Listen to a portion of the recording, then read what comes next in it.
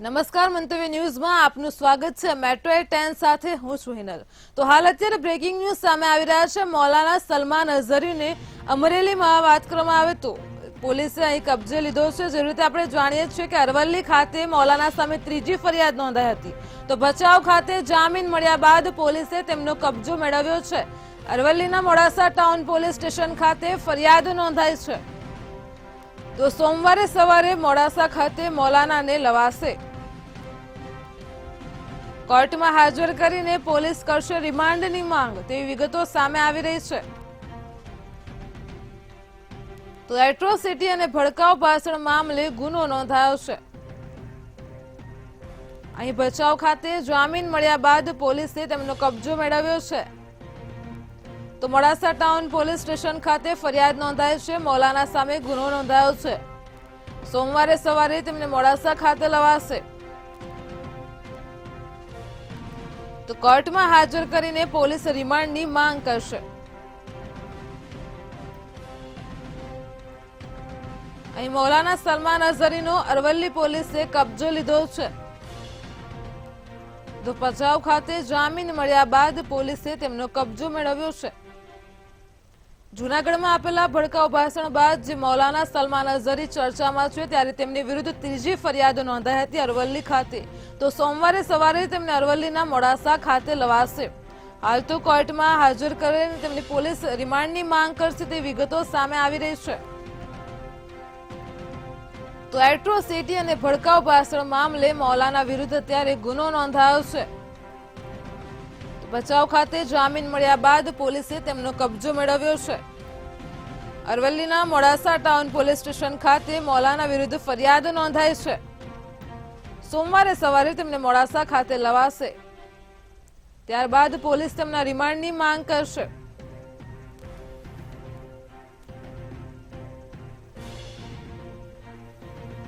તો આજ મુદ્દે અમારી સાથે સંવાદદાતા મહેશ ફોન લાઈન પર જોડાઈ ગયા છે। તો જી મહેશ, હાલ જેવી રીતે ફરી એકવાર મૌલાના સલમાન અઝહરીને લઈને જે સમાચારો સામે આવ્યા છે, સોમવારે તેમને મોડાસા ખાતે લવાશે, તો શું છે સમગ્ર વિગત? બિલકુલ હિનલ, જો વાત કરીએ તો મૌલાના સલમાન અઝહરી સામે અરવલ્લી જિલ્લામાં મોડાસા ખાતે ગુનો દાખલ કરવામાં આવ્યો છે। તેને લઈને ભચાઉ ખાતે જે જામીન મળ્યા છે, ત્યારબાદ મોડાસા ટાઉન પોલીસ દ્વારા તેમનો કબજો મેળવવામાં આવ્યો છે અને સોમવારે સવારે મોડાસા ખાતે લાવવામાં આવશે અને તેમને કોર્ટમાં હાજર કરીને આગળની કાર્યવાહી હાથ ધરવામાં આવશે। જી, તેમની મુશ્કેલીઓમાં વધુ એક વધારો થયો જ્યારે તેમની સામે અરવલ્લીમાં ફરિયાદ નોંધાઈ, તો શું કહેશો? બિલકુલ ચોક્કસથી ભડકાઉ ભાષણ મુદ્દે વધુ એક ફરિયાદ અરવલ્લીના મોડાસા ખાતે નોંધાતા તેમની મુશ્કેલીઓમાં વધારો થયો છે અને સોમવારના રોજ તેમને કોર્ટમાં હાજર કરીને પોલીસ દ્વારા રિમાન્ડની માંગણી પણ કરવામાં આવે તેવી શક્યતાઓ જોવા મળી છે। જી, હાલ તો અત્યારે મૌલાના સામે એટ્રોસિટી અને ભડકાઉ ભાષણને લઈને ફરી એકવાર ગુનો દાખલ કરાયો છે, તો તે મુદ્દે શું કહેશો? બિલકુલ ચોક્કસથી મોડાસા ખાતે જે કાર્યક્રમ હતો તે કાર્યક્રમ દરમિયાન ભડકાઉ ભાષણ કરવામાં આવ્યું હોવાનું જે સ્પીચ હતી તે સામે આવી હતી અને ત્યારબાદ મોડાસા ટાઉન પોલીસ સ્ટેશનમાં પીઆઈ દ્વારા ફરિયાદ દાખલ કરવામાં આવી હતી અને હાલ તેમનો કબજો મેળવવાની તજવીજ હાથ ધરાઈ છે। જી, સમગ્ર માહિતી બદલ આભાર। તો એટ્રોસિટી અને ભડકાઉ ભાષણ મામલે મૌલાના સલમાન અઝહરી સામે ગુનો નોંધાયો છે। સોમવારે તેમને મોડાસા ખાતે લઈ જવાશે, કોર્ટમાં રજૂ કર્યા બાદ પોલીસ રિમાન્ડની માંગ કરશે।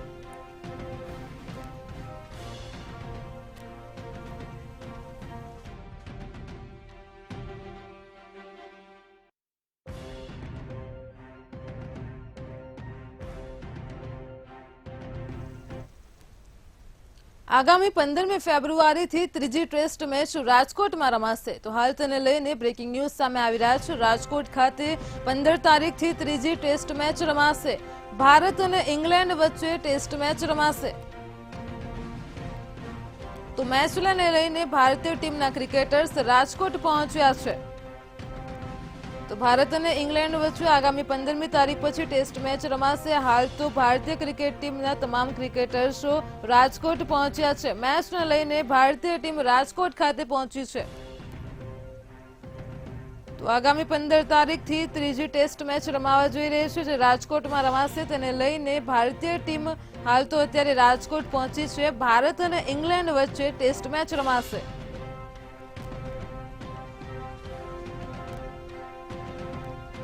તો ભારત અને ઇંગ્લેન્ડ વચ્ચે ટેસ્ટ મેચ રમાવા જઈ રહી છે, જે આગામી ધોરણમાં 15મી તારીખથી રાજકોટમાં રમાશે. તો મેચને લઈને ભારતીય ટીમના ક્રિકેટર્સ હાલ તો રાજકોટ ખાતે પહોંચ્યા છે.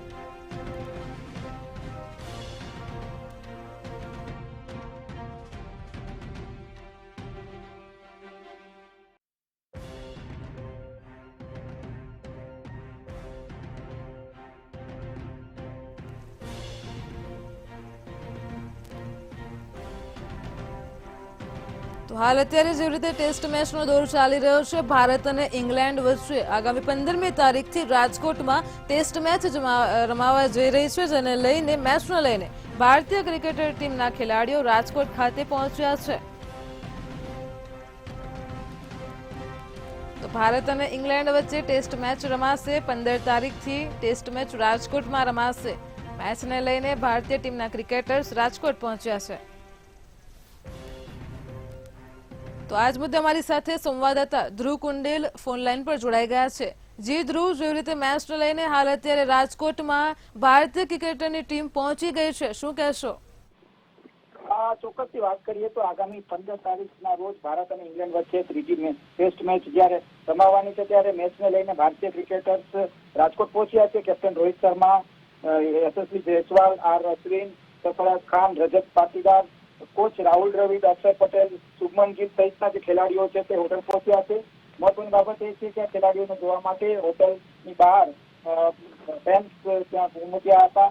ખાસ તો 15 તારીખે જ્યારે ભારત અને ઇંગ્લેન્ડ વચ્ચે જ્યારે ત્રીજી ટેસ્ટ મેચ રમાઈ રહી છે, ત્યારે હાલ જે ક્રિકેટ રસિકોમાં અત્યારે એ શકાય કે ખુશીનો માહોલ દેખાઈ રહ્યો છે. રાજકોટની વાત કરીએ તો રાજકોટમાં જ્યારે ત્રીજી મેચ રમાઈ રહી છે, ત્યારે સમગ્ર જે રાજકોટના લોકો છે ત્યારે ક્યાંક એક અપેક્ષા લગાવી રહ્યા છે કે ત્રીજી મેચમાં ક્યાંક ભારતનો વિજય બને. ખાસ આ પ્રકારનું જે એક સુંદર વ્યવસ્થા પણ હોટલ ખાતે કરવામાં આવી છે, જે ખેલાડીઓની સ્વાગત પણ ખૂબ ધામધૂમથી કરવામાં આવી. જી ધ્રુવ, હાલ તો અત્યારે ભારતીય ટીમના ક્રિકેટર્સ માટે રહેવાથી લઈને સુરક્ષા અંગે કેવી વ્યવસ્થા છે રાજકોટમાં?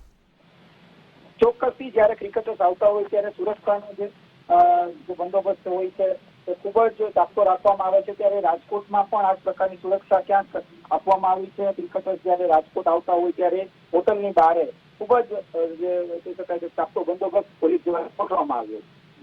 જી ધ્રુવ, સમગ્ર માહિતી બદલ આભાર. તો ભારતીય ટીમના તમામ ક્રિકેટર્સ રાજકોટ ખાતે પહોંચી ચૂક્યા છે. 15 તારીખથી ટેસ્ટ મેચ રમાશે. ભારત અને ઇંગ્લેન્ડ વચ્ચે ટેસ્ટ મેચ રમાશે.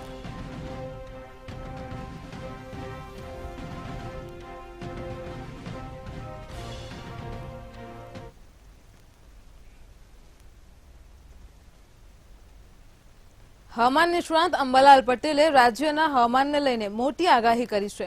આગામી 18 થી 22 ફેબ્રુઆરી દરમિયાન 15 થી 22 કિલોમીટરની ઝડપે પવન ફૂંકાશે. તો તેમજ રાજકોટ અને જામનગરમાં 15 કિલોમીટરની ઝડપે પવન ફૂંકાશે અને રાજ્યના કેટલાક ભાગોમાં વાદળછાયું વાતાવરણ રહેશે.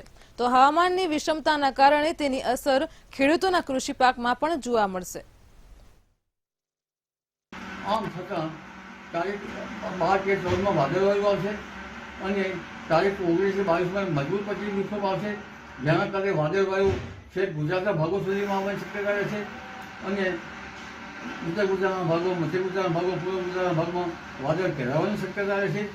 આ વખતે જો સમુદ્રમાં હાઈ પ્રેશર હશે તો ગુજરાતના ભાગોમાં ત્યાંનું વાતાવરણમાં ત્યાંના ભેજ આવીને પલટો આવી શકે.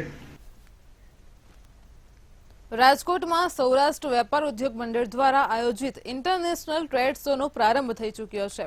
તો 3 દિવસના આ ટ્રેડ શોમાં 20 દેશના 100થી વધુ પ્રતિનિધિઓ ઉપસ્થિત રહેવાના છે. ત્યારે મંગળવારે જાપાનનું ડેલિગેટ્સ રાજકોટ આવવાનું છે અને તે સમયે રજીસ્ટ્રેશન કરાવી અને કોઈપણ વ્યક્તિ લેબર વર્ક માટે જાપાન જઈ શકે છે. તેમજ યુગાન્ડામાં મેડ ઇન ઇન્ડિયા મોલ શરૂ થવાથી ભારતમાં ઉત્પાદિત વસ્તુની નિકાસ વધશે.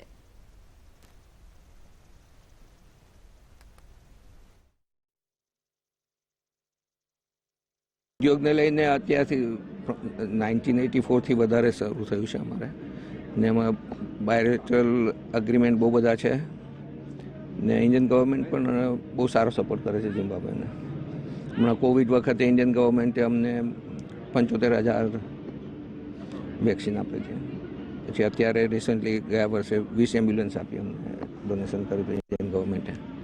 લગભગ 20 દેશોમાંથી 90 જેટલા પ્રતિનિધિઓ આવી ચૂક્યા છે અને બીજા હજી ઓન ધ વે છે. ટૂંક સમયમાં જ બીજા આવી રહ્યા છે. લગભગ 125 જેટલા ફોરેન ડેલિગેટ્સ છે.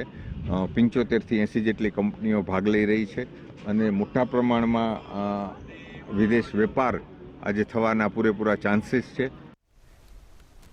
વડોદરા એસીબીએ એકતાનગર પોલીસ સ્ટેશનમાં ફરજ બજાવતા એએસઆઈ ધવલ પટેલને 3,000ની લાંચ લેતા રંગે હાથ ઝડપી પાડ્યો હતો. તો આ કામના ફરિયાદી અગાઉ આંકડા જુગારના ધંધા કરતા હતા. આ ધંધો ફરી શરૂ કરવા માટે એએસઆઈએ ફરિયાદી પાસે 3,000 માંગ્યા હતા. જોકે ફરિયાદી આ 3,000 રૂપિયા આપવા માંગતો ન હોવાથી તેણે એસીબીમાં ફરિયાદ નોંધાવી હતી. આ ફરિયાદના આધારે એસીબીએ છટકું ગોઠવીને આરોપી એએસઆઈ ધવલ પટેલને 3,000ની લાંચ લેતા રંગે હાથ ઝડપી પાડ્યો હતો. તો એસીબીએ લાંચની ફરિયાદ નોંધીને આગળની કાર્યવાહી હાથ ધરી છે.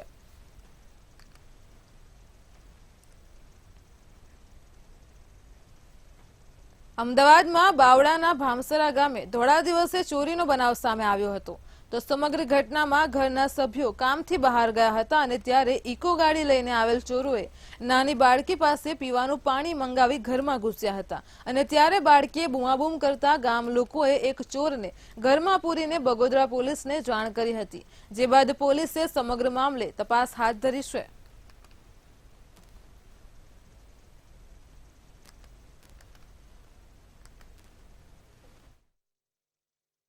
અમે જ્યાં ગામ લાકડે અને અહીં આગળ આવી અને નાવા ધોવા છે મારી છોડી એક અહીં આગળ હતી તે આવી કહેશે કે છોકરી પાણી તે પાણી પી અને ત્યાં જઈને બેઠો અને મારી છોડી તારું મારી અને નાવા ધોવા જઈએ. અમે બધા નાવા ધોવા જતા અને આવીને જાતે ખોલી અને કબાટમાં ફેંકી મારે એક દોરો સોનાની વેટી, સોનાની લક્કી, સોનાની બુટ્ટી, સોનાનું લોકી 70,000 રૂપિયા, 20,000 રૂપિયા ગલ્લામાં હતા એ લઈ જો. નાની મોટી બધી મારી છોકરીની જીયાણાની વસ્તુ આવી હતી એ બધી લઈ જો સૌ. વડોદરા શહેરના મકરપુરા જીઆઈડીસી વિસ્તારમાંથી શ્રમજીવીનો બાળક ઉઠાવી જનાર ઈસમને રાજસ્થાનથી ઝડપી પાડવામાં આવ્યો છે. તો 3 દિવસ અગાઉ 9 વર્ષના બાળકને ભોળવી ફોસલાવીને બાળકને આરોપી રાજસ્થાન લઈ ગયો હતો. બાળકની શોધખોળ માટે પોલીસે 200થી વધુ સીસીટીવી પણ ચેક કર્યા હતા. તો આરોપીની ઓળખ થતાં ખબર પડી કે બાળક અને અપહરણકર્તા બંને રાજસ્થાન છે. વડોદરા પોલીસે રાજસ્થાન પોલીસનો સંપર્ક કરી બાળકને બચાવી વડોદરા લઈ આવ્યા હતા.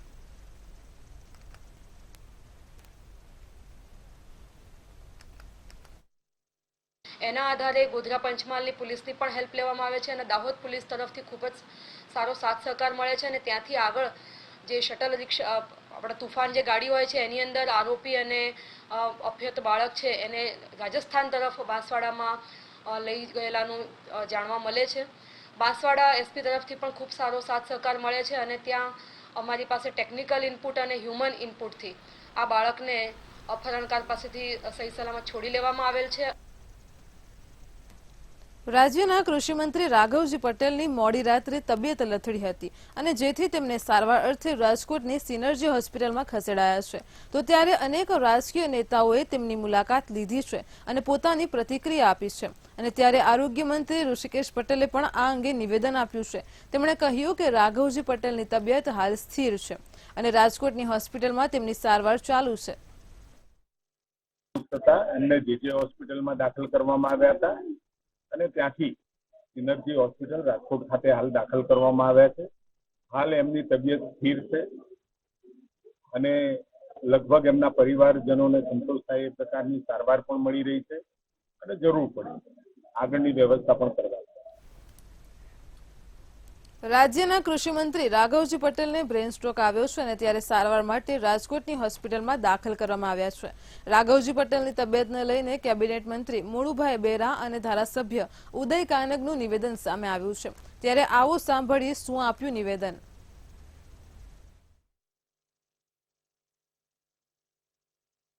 રાઘવજીભાઈની તબિયત ખૂબ સારી છે, ખૂબ સ્વસ્થ છે.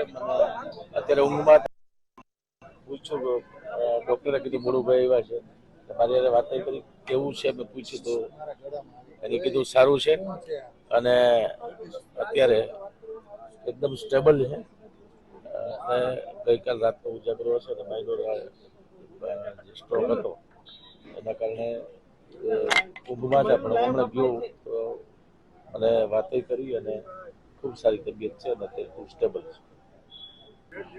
કેબિનેટ મંત્રી આદરણીય શ્રી રાઘવજીભાઈ પટેલ સાહેબને ગઈકાલે રાત્રે 11:30 કલાકે જામનગરની અંદર બ્રેન સ્ટ્રોક આવ્યો. તેમની પ્રાથમિક સારવાર લેવામાં આવી અને મોડી રાત્રે અહીંયા સિનર્જી હોસ્પિટલમાં એમને એડમિટ કરવામાં આવ્યા છે. એમની અત્યારે સારવાર ચાલી રહી છે અને એની જે કાંઈ સ્થિતિ હતી એ અત્યારે આરોગ્ય એમનું સ્ટેબલ છે. રાજ્યના કૃષિ મંત્રી રાઘવજી પટેલને બ્રેન સ્ટ્રોક આવ્યો છે અને જેથી તેઓને રાજકોટની સિનર્જી હોસ્પિટલમાં સારવાર હેઠળ ખસેડવામાં આવ્યા છે. તો હાલ તેઓ આઈસીયુમાં સારવાર હેઠળ છે. ભાજપના આગેવાનો અને રાજકીય નેતાઓ હોસ્પિટલ ખાતે પહોંચી રહ્યા છે. જામનગરના ધારાસભ્ય રીવાબા જાડેજા પણ સિનર્જી હોસ્પિટલ ખાતે પહોંચ્યા હતા. રીવાબા જાડેજાએ જણાવ્યું હતું કે રાઘવજી પટેલની તબિયતમાં સતત સુધારો થઈ રહ્યો છે.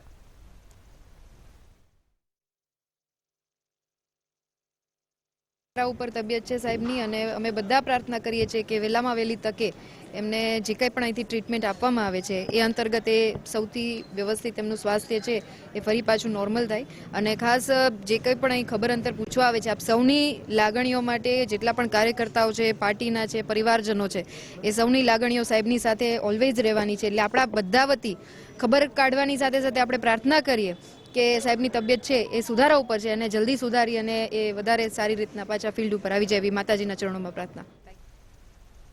રાજ્યના કૃષિ મંત્રી રાઘવજી પટેલની મોડી રાતે તબિયત લથડી હતી અને જેને લઈને ગૃહમંત્રી હર્ષ સંઘવીએ નિવેદન આપ્યું હતું, જેમાં તેમણે કહ્યું કે હાલ તો રાઘવજી પટેલ સ્વસ્થ છે, તેમની તબિયત સ્થિર છે. તેમજ આગળ જણાવ્યું હતું કે મુખ્યમંત્રીએ પણ સવારે ડોક્ટર જોડે વાત કરી હતી. તેમજ મોડુભાઈ બેરા પણ તેમની ખબર પૂછી રહ્યા છે. ત્યારે વધુમાં કહ્યું હતું કે ગુજરાતના ખૂણે ખૂણેથી તેમના સ્વાસ્થ્ય માટે પ્રાર્થના પણ કરવામાં આવી રહી છે અને લાખો લોકોના આશીર્વાદ તેમના ઉપર છે. રાઘવજીભાઈ હવે સ્વસ્થ છે. સવારે મુખ્યમંત્રીશ્રીએ બી ડૉક્ટર જોડે વાત કરી છે. પછી અમારા સિનિયર કેબિનેટ મંત્રી શ્રી મોડુભાઈ બેરા બી જઈને એમના ખબર અંતર પૂછ્યા. રાઘવજીભાઈ એક લડાયક નેતા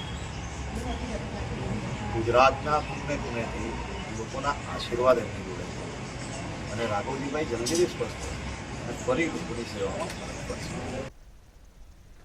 સુરતમાં શ્વેતપત્ર વિશે ચર્ચા કરવામાં આવી હતી અને જેમાં રેલવે મંત્રી દર્શના જરદોશે વચગાળાના બજેટ બાબતે માહિતી આપતા કહ્યું હતું કે 2014માં કોંગ્રેસની સરકાર સમયે ભારત વિશ્વની 11મી આર્થિક મહાસત્તા હતું, જ્યારે હવે 2014માં ભાજપની સરકાર બન્યા બાદ વિશ્વની 5મા નંબરની આર્થિક મહાસત્તા બન્યું છે.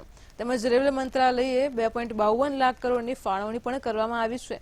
તેમજ CR પાટીલે વિપક્ષ પર પ્રહાર કરતા કહ્યું કે કોંગ્રેસ સરકારના સમયમાં વીજળીનું ઉત્પાદન 85.1% થતું હતું, જ્યારે મોદી સરકારના શાસનમાં વીજળીનું 100% ઉત્પાદન થઈ રહ્યું છે.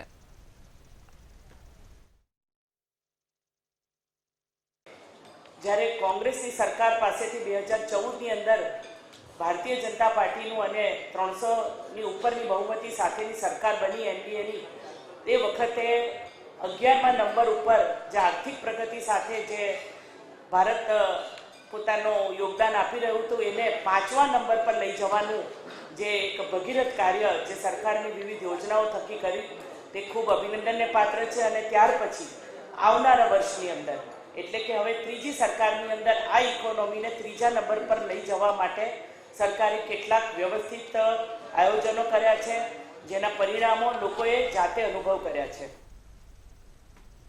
જૂનાગઢના તોડકાંડ કેસ બાદ ભાવનગરના મહુવાના પીઆઈ પણ વિવાદમાં આવ્યા છે, જેમાં મહુવામાં પાસાના એક કેદીને પોલીસ સ્ટેશનમાં બોલાવી તેની સાથે વ્યવહાર કરાતા ભારે ચકચાર મચી જવા પામી છે, જેની જાણ થતાં પીઆઈ એમ.એ. દેસાઈએ પાસાના કેદીને પોલીસ સ્ટેશનમાં બોલાવી પાસાના કાગળો બતાવી વ્યવહાર કરી ભગાડી દીધો હતો.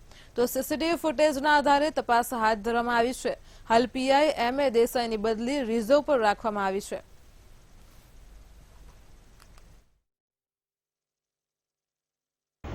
પીઆઈ મહુવા વિરુદ્ધ જે આક્ષેપો કે જેમાં વિજય ઉર્ફે ગટ્ટી નામના આરોપીને પોલીસ સ્ટેશનમાં આવી અને પાછો જવાની ત્યાં બાબતના જે આક્ષેપો થઈ રહ્યા છે તે બાબતે ઉચ્ચ અધિકારીઓના ધ્યાનમાં આવતા in charge SP Shri R Singhal સાહેબે આ બાબતે ઇન્ક્વાયરીના આદેશ આપેલ છે.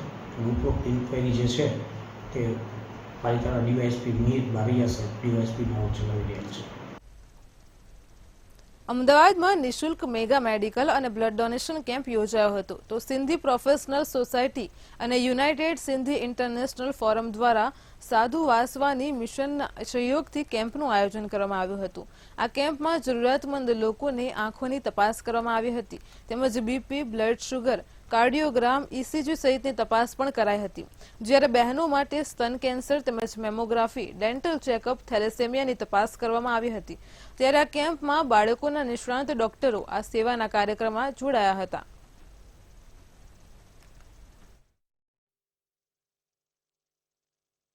एक्चुअली ये जो मेडिकल कैंप है वो जैसा कि विजय जी ने भी आपको बताया कि ये सिर्फ ब्लड डोनेशन के लिए नहीं है, इसमें various branches of medical field cover की गई है.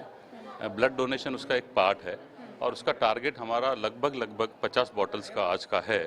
और बाकी जैसे जानकारी विजय जी ने भी दी आपको कि अलग अलग जैसे आंखों के डॉक्टर, दांतों के डॉक्टर, हड्डियों के डॉक्टर और थैलीसीमिया टेस्ट वगैरह या खून के डॉक्टर प्लस माताओं बहनों के लिए मेमोग्राफी टेस्ट वगैरह, तो ये सब चीज़ें हम लोगों ने फ्री ऑफ कॉस्ट यहाँ पे की है. और हमारा यही सोच है कि इसमें जो अंडर प्रिविलेज जो कि कम दबके वाले लोग होते हैं उसका सबसे ज़्यादा बेनिफिट लें. आज ये साधु वासवाणी स्कूल में जो मेडिकल कैंप का आयोजन किया हुआ है उसमें सिंधी प्रोफेशनल सोसाइटी और सिंधु यूनाइटेड इंटरनेशनल फोरम के साथ में साधु वासवाणी मिशन भी सहभागी है. साधु वासवाणी मिशन एक विश्व विख्यात सेवाभावी संस्था है जिसका उद्देश्य है love and compassion for all including birds, animals and poor people. उस उद्देश्य के तहत ये मेडिकल कैंप का आयोजन किया गया है. और इसमें हमारे जो सिंधी प्रोफेशनल सोसाइटी के जो डॉक्टर्स हैं उन्होंने निस्वार्थ सेवा देने के लिए यहाँ पर उपस्थित हैं. अभी तक 2 घंटे में हमारा जो 600 के आसपास रजिस्ट्रेशन हो चुका है और हमें लगता है कि कम से कम हमारा 1200 लोगों को हम ये सहायता पहुँचा पाएंगे. અમદાવાદના મેઘાણીનગર વિસ્તારમાં આવેલું લગનિયા હનુમાનજી મંદિર એ પ્રેમી યુગલોને પ્રભુતામાં પગલાં પાડવા માટે પ્રસિદ્ધ છે. તો આ મંદિરમાં લગ્ન કરવાની કોર્ટ દ્વારા પરમિશન આપેલી છે. તેમજ એવી માન્યતા છે કે આ મંદિરમાં લગ્ન કરેલ યુગલોનું દાંપત્ય જીવન સુખમય રીતે પસાર થાય છે અને જેને લીધે અત્યાર સુધીમાં લગભગ 15,000થી વધુ દંપતીઓ આ મંદિરમાં લગ્ન ગ્રંથિમાં જોડાયા છે. લગ્ન વિધિ પૂરી થયા બાદ સંસ્થા તરફથી મેરેજ સર્ટિફિકેટ પણ આપવામાં આવે છે. અમારું મંદિર છે અહીંયા લગભગ લગ્ન કરો મેં 2003થી ચાલુ. મંદિર 40,000 વર્ષ જૂનું છે, 40 વર્ષ જૂનું છે. પણ અહીંયા કોર્ટ ધરતીકંપ થયા પછી અહીં કોર્ટ આવી હતી. એટલે કોર્ટમાં લગ્નવાળા પ્રોબ્લેમો આવતા, આવા ભાગવડું હોય એવા યુગ આવતા. એટલે આપણે શું છે વકીલોએ કહ્યું કે ભાઈ વિધિ કરો, પછી અમે ચાલુ કર્યું ને આ શું છે લીગલ પ્રોબ્લેમ વાળું છે. એટલે પછી અમે વિચાર કરીને એના એપ્લિકેશન છપાયા, ફોર્મ છપાયા, મેમોરેન્ડમ રજિસ્ટર બનાવીને બધાનું રેગ્યુલર કરી સહીઓ વહીઓ લઈને પછી એની વિધિ અહીંયા 7 ફેરા વેદીની સામે લઈએ છીએ. ભાવનગરના સરદારનગરમાં આગની ઘટના બની હતી અને જેમાં એક મહિલા 2 વ્હીલ લઈને પસાર થતી હતી અને તે દરમિયાન આગ લાગી હતી. અચાનક આગ લાગતા જ ઘટના સ્થળે નાસભાગ મચી ગઈ હતી. તો આગને પગલે 2 વ્હીલ બળીને ખાખ થયું છે. ત્યારે ભાવનગર પોલીસે આ મામલે ફરિયાદ નોંધી છે અને તપાસ હાથ ધરી છે.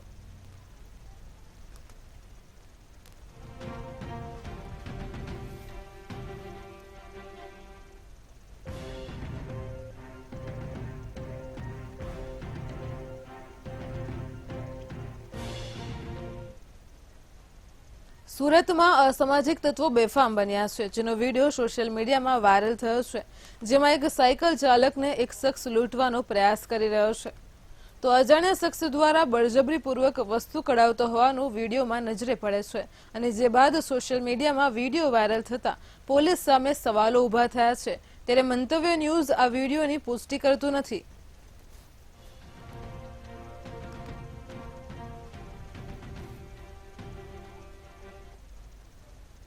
સુરતમાં સુથાર સમાજના સોદાગર પરિવારે ઘર આંગણે જ લગ્ન પ્રસંગ હોવા છતાંય અંગદાન કરીને સમગ્ર વિશ્વમાં ઉત્તમ ઉદાહરણ પૂરું પાડ્યું છે. થોડા દિવસ પહેલા જ પાસોદરા પાટિયા નજીક 4 વ્હીલ કાર ચાલકે ટક્કર મારતા દંપતી ઈજાગ્રસ્ત થયું હતું, ત્યારે તેમને વધુ સારવાર અર્થે પીપી સવાણી હોસ્પિટલ ખાતે લાવવામાં આવ્યા હતા, જેમાં હંસાબેનની સ્થિતિ નાજુક હોવાથી તાત્કાલિક સારવાર શરૂ કરાઈ હતી. જોકે તેમને માથા ઉપર ગંભીર ઈજા થતા બ્રેન્ડેડ જાહેર કરવામાં આવ્યા હતા. ત્યારે જીવનદીપ ઓર્ગન ડોનેશન ફાઉન્ડેશન અને પીપી સવાણી હોસ્પિટલ અને સુથાર સમાજના યુવા આગેવાનોના સંયુક્ત પ્રયાસોથી પરિવાર દ્વારા અંગદાન થકી માનવતાનું શ્રેષ્ઠ કાર્ય કરાયું હતું, તો જેમના બંને હાથ, કિડની અને લીવરનું દાન કરવામાં આવ્યું હતું. અંગદાન જેટલું ઝડપથી થાય એટલું અંગો વ્યવસ્થિત અને સારા મળી શકે લોકોને, એવો પ્રયત્ન હોય છે. એટલા માટે તમને કોઈ તકલીફ ન હોય તો આપણે આજે જ આ પ્રોસેસ કરીએ. તો એઓએ તત્કાલ એવું અમને જાણ કરી કે એમના ઘર આંગણે જ લગ્ન પ્રસંગ છે ભત્રીજીના, તો અમને ઝડપથી કરવામાં આવો પ્રશ્ન આવે એવું છે. એટલે એ લોકોને સમજાવ્યું, એમના પરિવારને સમજાવ્યું, અજયભાઈને બધાએ સહયોગ કર્યો, તેના કારણે આ અંગદાન સફળતાપૂર્વક કરવામાં આવ્યું હતું. બંને હાથોનું મુંબઈ ગ્લોબલ હોસ્પિટલ દ્વારા અંગોનું દાન સ્વીકારવામાં આવ્યું હતું. મહાવીર હોસ્પિટલ સુરત દ્વારા હૃદયનું દાન સ્વીકારવામાં આવ્યું હતું. ઝાયડસ હોસ્પિટલ દ્વારા 1 કિડની અને 1 કિડની ભાઈલાલ અમીન વડોદરા દ્વારા સ્વીકારવામાં આવી હતી, અને બંને ચક્ષુઓનું લોકદ્રષ્ટિ ચક્ષુ બેંકના પ્રફુલભાઈ દ્વારા સ્વીકારવામાં આવ્યું હતું. મેટ્રો 10માં હાલ આટલું જ. પડે પડની અપડેટ માટે જોતા રહો મંતવ્ય ન્યૂઝ ચેનલ. નમસ્કાર.